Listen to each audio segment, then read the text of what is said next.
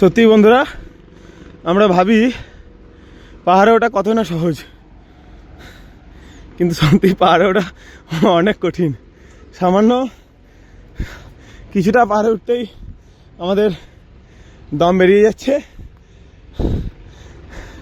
এই তো এখানে সন্দীপ বারবার বসে পড়ছে, he is very tired, but his wife is very powerful. She is going towards step by step, but Sandeep is very slow. He is not going because he is very tired, I think that. But however, हम लोगों ने ठीक किया है, ऊपर जाएंगे ही। পাহাড়ে ওঠার মজাটা আলাদা। কীরকম জানেন তো বন্ধুরা, হাফ এসে মনে হয় নিচে পালিয়ে যায়, কিন্তু মনে হয় হাফ যখন এসছি তখন আরও উঁচুটা তো উঠবই। তো এই যে মনোবল, এই মনোবল নিয়েই পাহাড়ে ওঠা হয়।